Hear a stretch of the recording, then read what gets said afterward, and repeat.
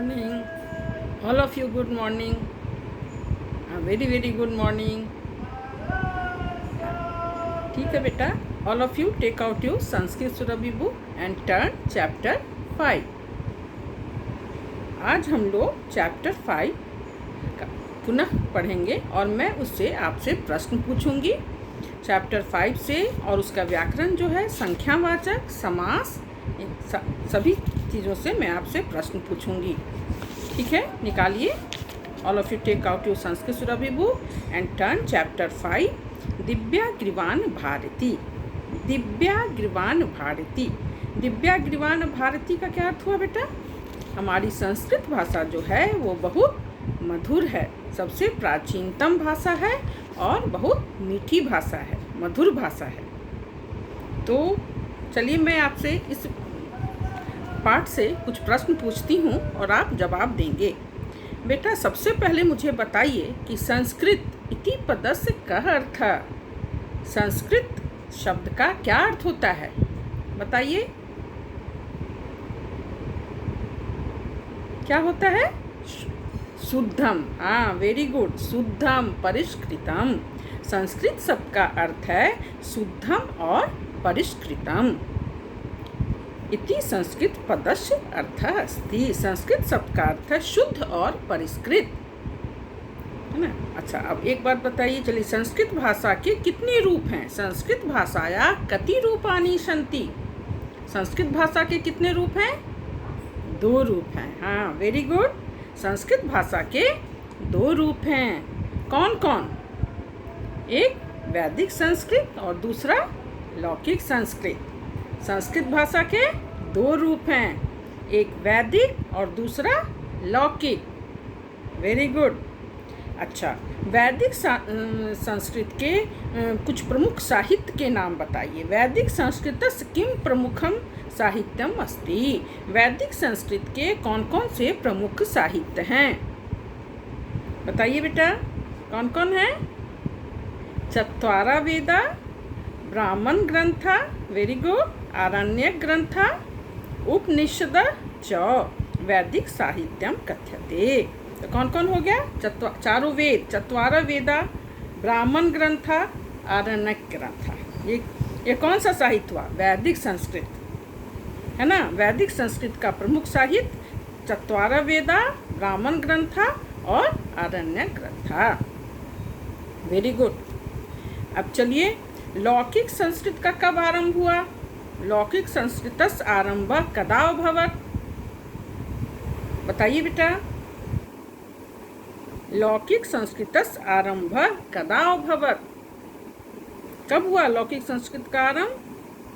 वाल्मीकि के समय में. हाँ, वेरी गुड. वाल्मीकि कालात् लौकिक संस्कृतस्य प्रारंभः मन्यते. वाल्मीकि के समय में लौकिक संस्कृत का प्रारंभ माना जाता है. हाँ, वेरी गुड. अस्य कृति, और इसकी कौन कौन सी वाल्मीकि लौकिक संस्कृत की कौन कौन सी कृति है? रामायण. वाल्मीकि द्वारा रचित रामायण लौकिक संस्कृत का सबसे पहला ग्रंथ है, आदिम ग्रंथ है ना. वाल्मीकि कालात् लौकिक संस्कृतस्य प्रारंभः मन्यते. अस्य कृति रामायणम लौकिक संस्कृतस्य आदिमः ग्रंथः अस्ति. वाल्मीकि के समय में लौकिक संस्कृत का प्रारंभ माना जाता है.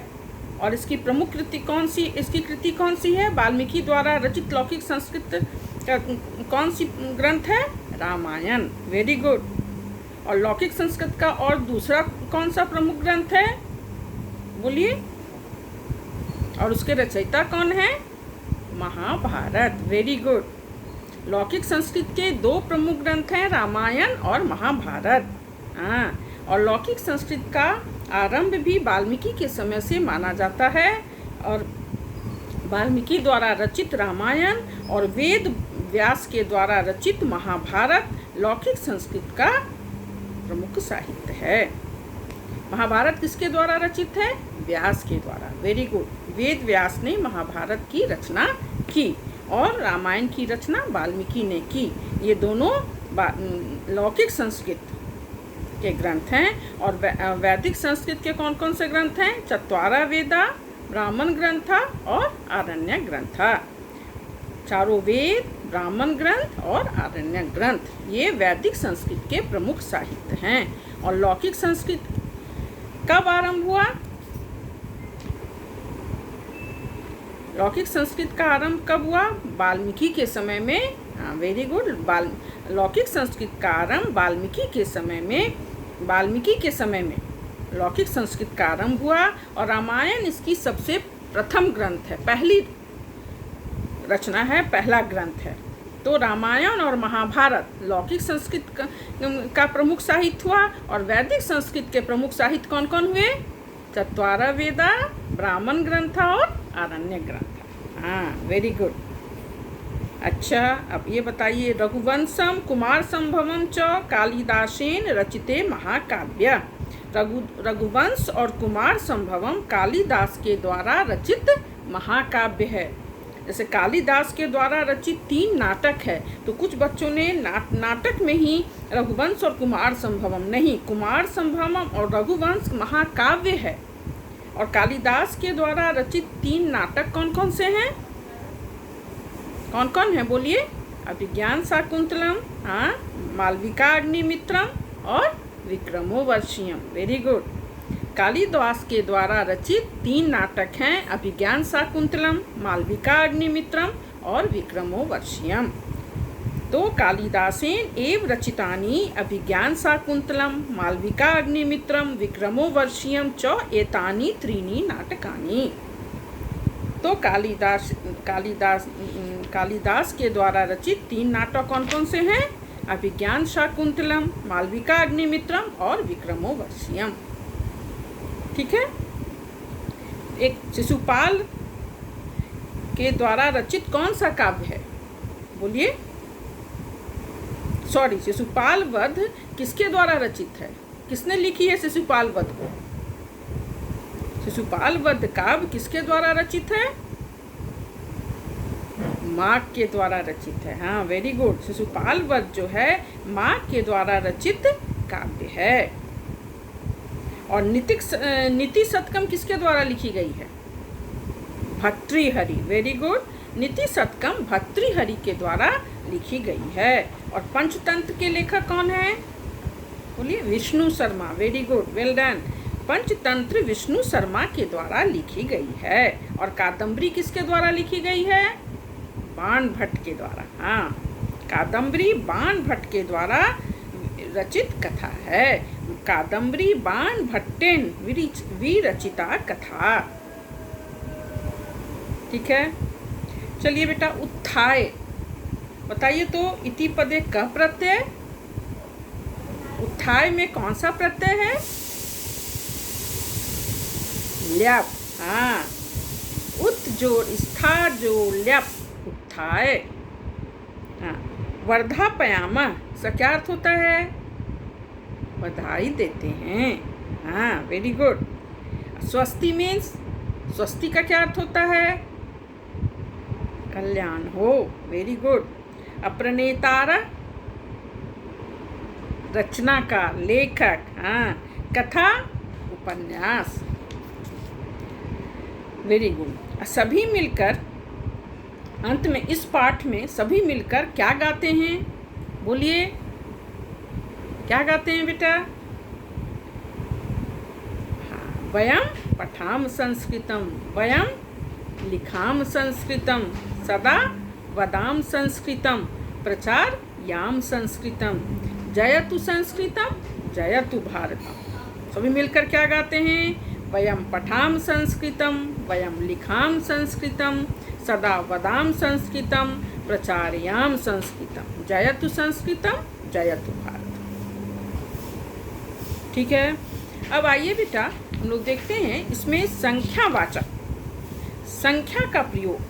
संख्यावाचक तो आप लोगों ने पढ़ा है, मैंने बताया था कि संख्यावाचक 1 से लेके 100 तक हम लोगों को पढ़ना है, जिसमें आप लोग को पता है। बताइए, 1 से 4 तक इसके रूप कितने लिंगों में चलते हैं? 3 लिंगों, है ना। और 5 से 1 ही लिंगों में चलते हैं। Very good. जैसे 1 से लेके 4 तक तीनों लिंगों में चलते हैं। तो पुल्लिंग के लिए एक का क्या होता है? एका। हाँ, स्त्रीलिंग के लिए एका और नपुंसक लिंग के लिए एकम। Very good. दो, दो का पुल्लिंग दो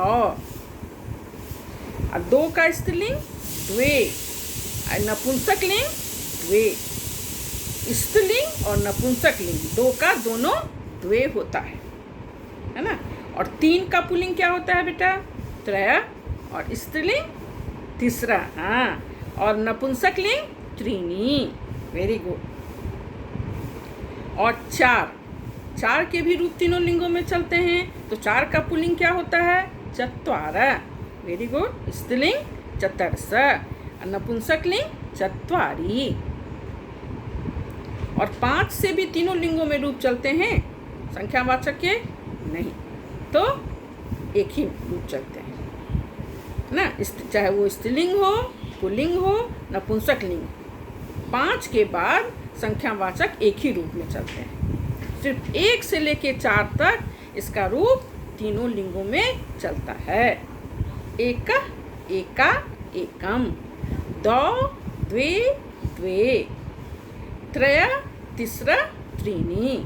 वेरी गुड। एक, एका, एकम, दो, द्वे, द्वे, त्रय, तीसरा, त्रीणी। ठीक है। और चत्वार, चतर्स, चत्वारी। जैसे एक बालक है तो हम क्या बोलेंगे?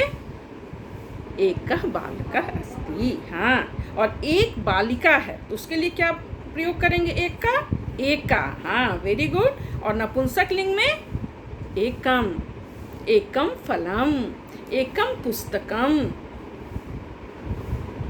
और दो पुल्लिंग के लिए तो दो असौ, दो बालकौ। अब महिला के लिए मान लो दो महिला है तो द्वे महिले, द्वे बालिके। हाँ, वेरी गुड। दो आंखें हैं, द्वे नेत्रे, है ना। इसी तरह तीन का क्या पुल्लिंग हो जाएगा? त्रय। तो तीन पुरुष हैं यदि तो हम क्या बोलेंगे? बोलिए, त्रय पुरुषा।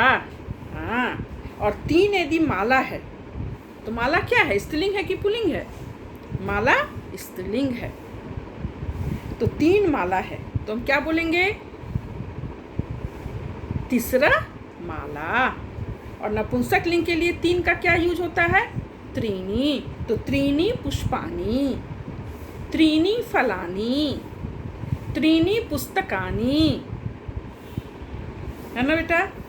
और चार है तो चार का पुल्लिंग चत्वार। तो चार हाथी है तो हम क्या बोलेंगे? बोलिए, चत्वार गजा। हाँ, चार यदि महिला है या चार अध्यापिका है तो स्त्रीलिंग है तो स्त्रीलिंग के लिए चार का क्या यूज होता है? चतर्स। Very good. तो चार अध्यापिका है तो हम क्या बोलेंगे? चतर्स अध्यापिका, चतर्स महिला, चतर्स बालिका। और चार का नपुंसक लिंग चत्वारी। चार का नपुंसक लिंग क्या होता है? चत्वारी। तो चत्वारी पुस्तकानि, चार पुस्तक, है ना। चत्वारी फलानि, चत्वारी पुष्पाणि। जितने भी नपुंसक लिंग है तो उसमें चार के लिए चत्वारी। हाँ, वेरी गुड। और पांच रहेगा तो बेटा पांच में भी तीनों लिंगों में रूप चलते हैं? नहीं, सिर्फ एक लिंग में रूप चलते हैं। जैसे पांच खरगोश है तो पंच सस्का। यदि स्त्रीलिंग भी है तो पांच चटका है तो पंच चटका। नपुंसक लिंग भी है, वस्त्र है तो पंच वस्त्राणि, पंच फलानि, पंच पुस्तकानि। पुल्लिंग हो, स्त्रीलिंग हो, नपुंसक लिंग हो, पांच से तीनों लिंगों में एक ही समान रूप चलते हैं, पंच। पांच के बाद पंच, षट, सप्त, अष्ट, नव, 10, एकादश, द्वादश सभी के रूप एक ही लिंगों में चलते हैं। चाहे स्त्रीलिंग हो या पुल्लिंग हो या नपुंसक लिंग, उसका रूप अलग अलग नहीं होता है। तो संख्यावाचक के रूप कहाँ तक तीनों लिंगों में अलग अलग चलते हैं? चार तक, है ना। इस पुल्लिंग के लिए एक, स्त्रीलिंग के लिए एका और नपुंसक लिंग के लिए एकम। पुल्लिंग के लिए दो, स्त्रीलिंग द्वे, नपुंसक लिंग द्वे। इसी तरह पुल्लिंग के लिए त्रया, स्त्रीलिंग के लिए तिसरा और नपुंसक लिंग के लिए त्रीणी। 4 का पुल्लिंग के लिए चत्वारा, स्त्रीलिंग के लिए चतुर्स, नपुंसक लिंग के लिए चत्वारी। हाँ, वेरी गुड। और 5 से एक ही लिंगों में रूप चलते हैं। पंचशस्का, पंचटका, पंचवस्त्राणी, पंचगजा, पंचबालिका, पंचफलानी, पंच अध्यापिका, चाहे पुल्लिंग हो या स्त्रीलिंग हो या नपुंसक लिंग है, पंच का पंच ही रहेगा, उसका अलग अलग रूप उसके नहीं बदलेंगे, चाहे वो पुल्लिंग हो, स्त्रीलिंग हो, नपुंसक लिंग हो, तीनों में पंच का पंच ही रहेगा। षट भी के भी रूप नहीं बदलेंगे। 5 के आगे 5 से लेके 100 तक एक ही लिंग, एक ही समान रूप चलेंगे, अलग अलग लिंगों में उसके रूप परिवर्तन नहीं हो। ठीक है। अब जैसे मान लो बालक है, तो बालक के लिए हम 5 बालक क्या बोलेंगे, बोलो, पंच बालका। और 5 बालिका है तो पंच बालिका। और 5 पुस्तक हैं तो पंच पुस्तकानी। Very good. 6 है तो 6 बालक, 6 बालक क्या बोलेंगे, षट बालका। 6 बालिका तो षट बालिका। 6 पुस्तक, षट पुस्तकानी। 7 बालक है तो सप्त बालका, सप्त बालिका, सप्त पुस्तकानी। रूप नहीं बदल रहे हैं। अब 8 बालक है तो अष्ट बालका, 8 बालिका है तो अष्ट बालिका। 8 पुस्तक है, अष्ट पुस्तकानी। रूप नहीं न बदल रहे हैं। अब 9 है तो नव बालका, नव बालिका, नव पुस्तकानी। 10 बालका, 10 बालिका, 10 पुस्तकानी। 11 बालका, 11 बालिका, 11 पुस्तकानी। ठीक है बेटा। चलिए अब देखिए, ये आपको संख्यावाचक से 2 प्रकार के प्रश्न आपसे एग्जाम में पूछे जाएंगे। एक तो आपको फिल इन द ब्लैंक्स करने रहेंगे और ब्रैकेट में आपको दिया रहेगा कि स्त्रीलिंग पुल्लिंग का यूज। आप देख के कि सेंटेंस में स्त्रीलिंग है या पुल्लिंग है, उस अनुसार उसका प्रयोग कीजिएगा। और दूसरा आएगा, आपको ब्रैकेट में संख्यावाचक दिया रहेगा, जैसे 27, 35, उसको आपको संस्कृत में संख्यावाचक लिखना होगा। जैसे देखो यहाँ पहला अभ्यास है, गृहे डैश बालिका अस्ति, और ब्रैकेट में है एका और एका। बालिका है तो बालिका क्या है, स्त्रीलिंग है, तो स्त्रीलिंग के लिए एका होगा कि एका होगा, एका। हाँ, वेरी गुड। तो गृहे एका बालिका अस्ति। दूसरा क्या है, कक्षायाम डैश छात्रो अस्तः दो द्वे, तो छात्रो क्या है, पुल्लिंग है, तो पुल्लिंग के लिए दो होगा या द्वे होगा, दो होगा। हाँ, तो कक्षायाम दो छात्रो अस्तः। Very good. तीसरा देखो, मम हस्ते डैश पुष्पानि सन्ति त्रीणि तिस्रा, तो पुष्पानि क्या है बेटा, पुष्पानि नपुंसक लिंग है, उसमें तो 3 का संख्यावाचक क्या उसके लिए होगा, त्रीणि या तिस्रा, त्रीणि। Very good. मम हस्ते त्रीणि पुष्पानि सन्ति। उसके बाद क्या है, उद्याने डैश बालिका भ्रमंती, बालिका क्या है, स्त्रीलिंग और पुल्लिंग, स्त्रीलिंग, तो उसके लिए चतुर्स होगा या चत्वारा होगा। ब्रैकेट में चतुर्स और चत्वारा दिया हुआ है, और यहाँ सेंटेंस में क्या है, बालिका, तो बालिका स्त्रीलिंग है, तो स्त्रीलिंग के लिए चतुर्स होगा कि चत्वारा होगा, चतुर्स। Very good. उद्याने चतुर्स बालिका भ्रमंती, उद्यान में 4 बालिका घूम रही हैं। Very good. वृक्षे डैश चटका तिष्ठति, ब्रैकेट में एक है और एका है, तो यहाँ पर देखिए सेंटेंस में क्या है, चटका, चटका स्त्रीलिंग है या पुल्लिंग या नपुंसक लिंग, क्या है बोलिए, स्त्रीलिंग। Very good. तो स्त्रीलिंग के लिए एका होता है या एका होता है, एका होता है, तो यहाँ क्या हो जाएगा, एका। वृक्षे एका चटका तिष्ठति। Very good. आकाशे डैश खगः उत्पतति, खगः, खगः क्या है, स्त्रीलिंग है कि पुल्लिंग है? आकाशे डैश खगः उत्पतति। तो खगः, खगः पुल्लिंग है या स्त्रीलिंग है?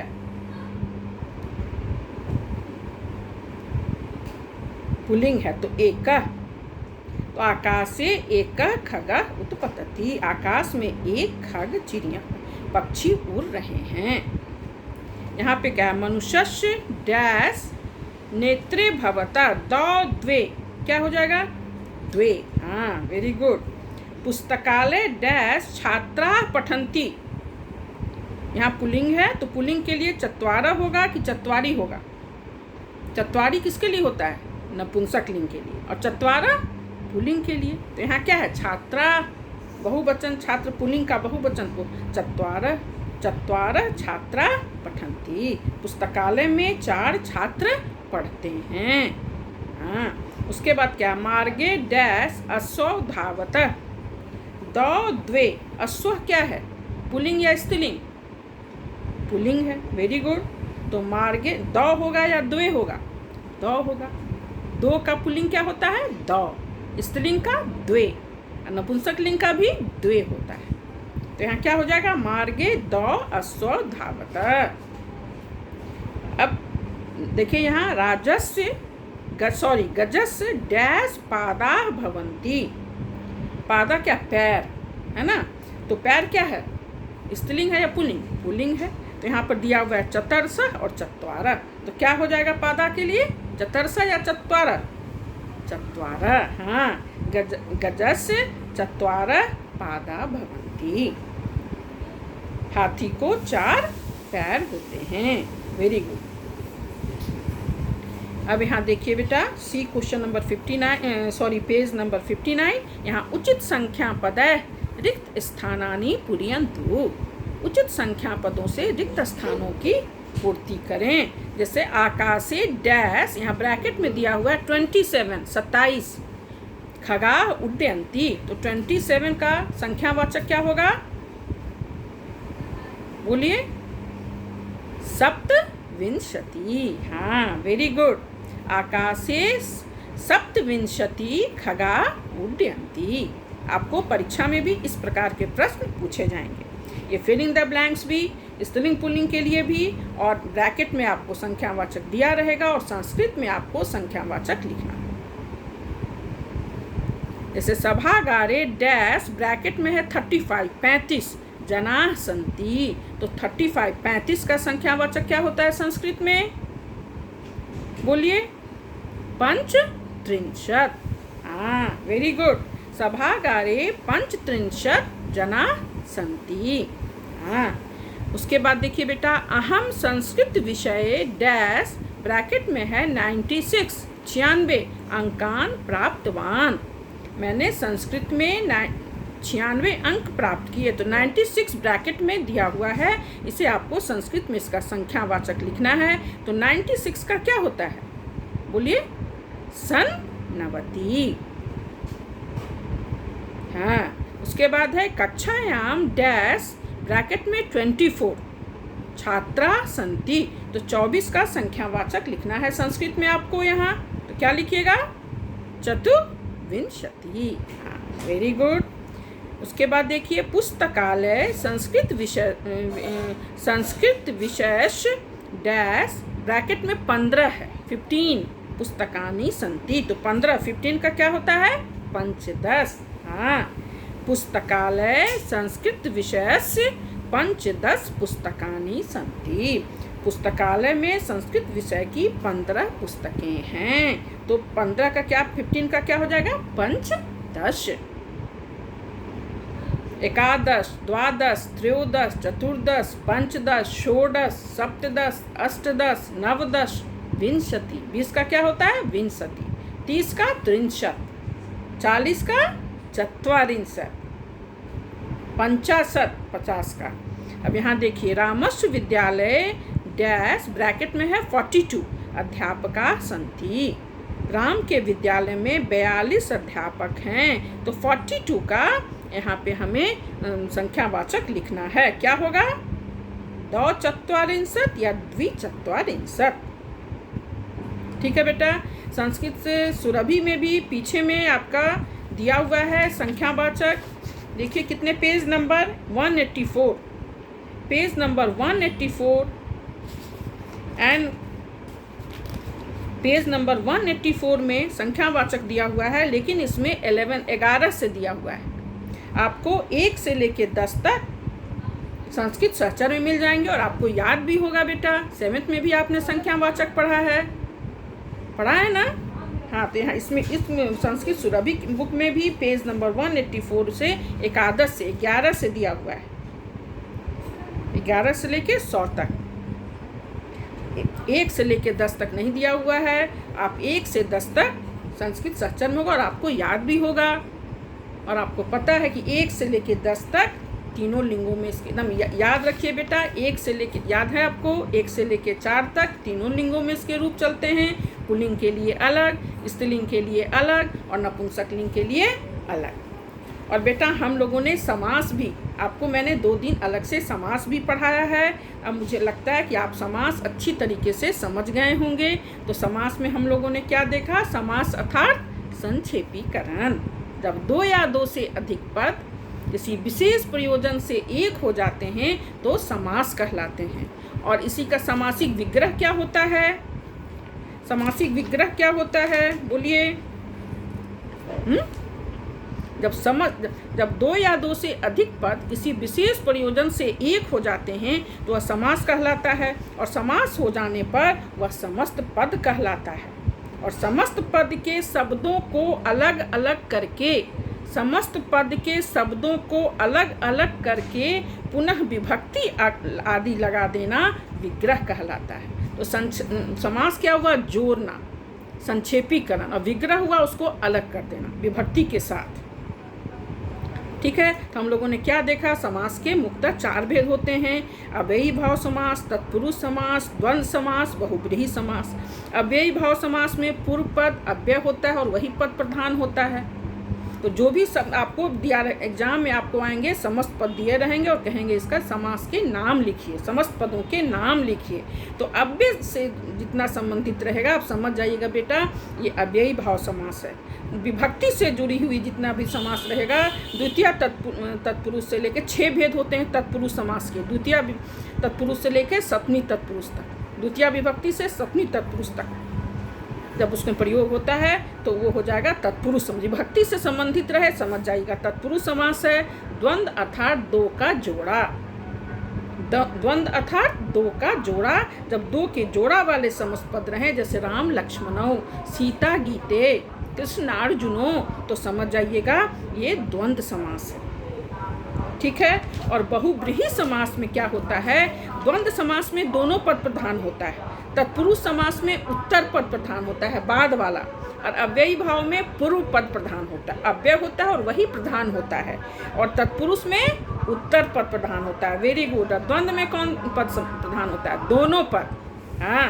और बहुब्रीहि समास में दोनों में से कोई पद प्रधान नहीं होता है, कोई तीसरा ही पद प्रधान होता है ना। और जिसकी तरफ दोनों पद संकेत करते हैं। विशेष अर्थ जो बताए, विशेष अर्थ वाला जो समास रहे, जिसमें कोई पद प्रधान नहीं हो लेकिन तीसरा पद प्रधान हो और वो दोनों पदों की ओर संकेत करे, तो समझ जाना ये बहुब्रीहि समास। जो विशेष अर्थ बताए, जैसे लंबोदर, लंबा है उदर जिसका, लंब जोड़ उदर, प्रथम पद क्या है? लंब उदर, दोनों पद प्रधान है। इसका तीसरा ही मीनिंग है, क्या है? गणेश। लंबोदर अर्थात गणेश, है ना। पीला पीताम्बरा, पीला है अंबर जिसका, तो क्या हो गया? विष्णु। नीलकंठ, तो इस तरह के जितने भी आपको समस्त पद रहे नीलाम्बर, विशेष अर्थ वाले, जिनका उनका विशेष अर्थ हो, जैसे पीताम्बरा, नीलाम्बरा, नीलकंठ, लंबोदर, तो ये सब आपका बहुब्रीहि समास हो।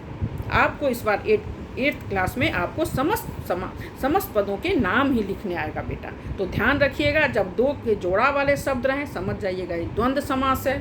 विभक्ति से रिलेटेड रहें तत्पुरुष समास है।